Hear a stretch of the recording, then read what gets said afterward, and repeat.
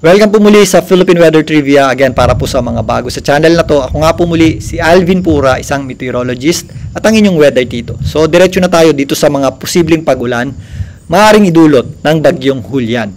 Ayon sa Pag-asa, meron po tayong inaasahang posibleng heavy hanggang intense rains dyan po sa mga areas ng Babuyan Islands, Batanes at mainland Cagayan hanggang bukas. Meron din po tayong mga posibleng moderate at kung minsan heavy rains dyan po sa mga areas ng Isabela at dito po sa Ilocos Norte. Samantalang mas madadagdagan po yung ating mga pag-ulan dyan sa area ng Cagayan at Ilocos Norte sa darating na Lunes. Samantalang sa darating na Lunes naman, meron tayong mga inaasahang moderate hanggang heavy rains dyan po sa mga areas ng Isabela, Batanes, Apayao, kasama na po dyan ang Abra, Ilocos Sur, La Union at Benguet. By Monday hanggang Tuesday, mas malapit na po ang bagyong Julian dyan po sa mga areas ng Batanes at Babuyan Islands. Kaya meron po tayong mga posibleng intense hanggang torrential rains dyan o yung halos tuloy-tuloy na pag-ulan. Mula Lunes naman hanggang Tuesday, mga posibleng heavy hanggang intense rains ang ating aasahan sa mainland Cagayan, Apayao, Abra at Ilocos Norte. Magpapatuloy din po yung ating mga posibleng moderate to heavy rains dyan po sa area ng Isabela, natitirang bahagi ng Ilocos Region, kasama na po dyan ang area ng Cordillera sa darating nga na Lunes hanggang Tuesday. So ito po yung mga pag-ulan na directly associated sa bagyong Julian habang babaybayin po niya ng itaas na bahagi ng Northern Luzon. Pero may mga areas din po tayo na medyo malayo sa gitna o center ng bagyong Julian na nakakaranas po ng malalakas na hangin at kung minsan maulap din po ang ating panahon dyan at posible rin po yung mga scattered o kalat-kalat na pag-ulan. Yan po ang general area ng Central Luzon, kasama po dyan ang area ng Calabarzon, Bicol Region, maging dito sa Metro Manila. Yan po ay sa darating na Sunday hanggang Monday. Yan po ay dulot ng inflow ng hangin na papunta sa bagyong Julian. Para naman sa lakas ng hangin, meron po tayong inaasahang posibleng strong to gale force winds o mga pabugso-bugsong hangin bukas dyan po sa area ng Aurora, kasama po dyan ang Calabarzon, Romblon at Bicol Region. Samantalang sa Lunes, mga posibleng pabugso-bugsong hangin din ang ating aasahan sa Aurora, Pangasinan, Zambales, Bataan, Metro Manila, Calabarzon, kasama na po dyan ang area ng Romblon at Bicol Region. Kung mapapansin nyo dito, hindi po ginagamit ang term na hinihila ang habagat o pinapalakas ng bagyong Julian ang habagat. Kaya nang nabanggit natin kanina, iba na po yan sa habagat dahil sa pinanggagalingan ito. Again, ito pong mga areas na ito ay yung mga areas na naapekto ng hangin na inflow o yung hangin na papunta sa mismong sirkulasyon ng bagyong Julian. So may mga areas po tayo na mahangin lang pero less ang ulan. Pero definitely yung mga areas na malapit sa mismong gitna ng bagyo, dyan po sa area ng Northern Luzon at extreme Northern Luzon, maliban sa malalakas na bugso ng hangin, meron din po yung kasamang malalakas na pag-ulan.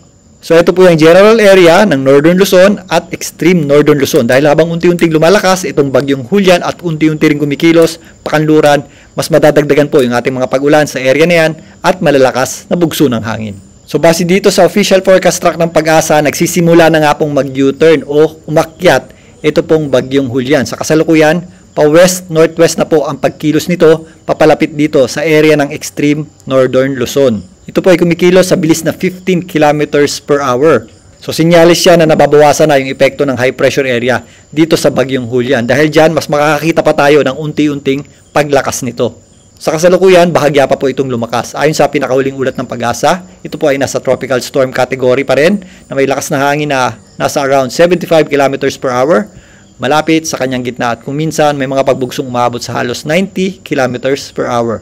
So again, ito pong color orange nito, yung ating at least tropical storm winds. So lalapit po yan dito sa Hilagang Luzon at extreme Northern Luzon sa mga susunod na araw. At habang unti-unti pang lumalakas itong bagyong Julian, mas lalawak din po ito. So sa ngayon, ito po ang ating area of concern, itong malaking bahagi ng Northern Luzon, lalong-lalo na itong extreme Northern Luzon dahil papunta nga dyan yung gitna o sentro ng bagyong Julian.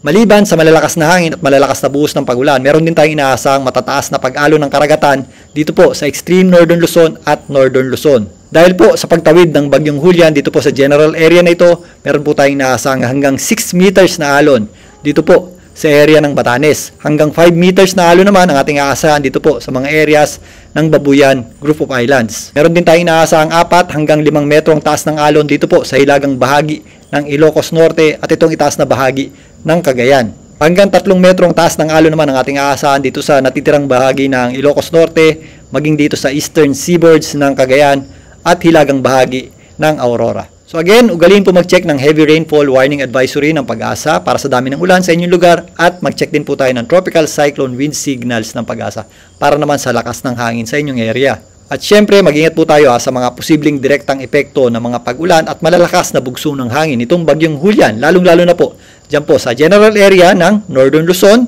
lalong-lalo na nga ang itaas na bahagi nito at ang extreme Northern Luzon, na kung saan posible pong dumikit dyan ang bagyong Julian. Bukas, antabayan na po muli ang ating pagtalakay dito sa bagyong Julian. Muli, ito po ang inyong Weather Tito para sa Philippine Weather Trivia.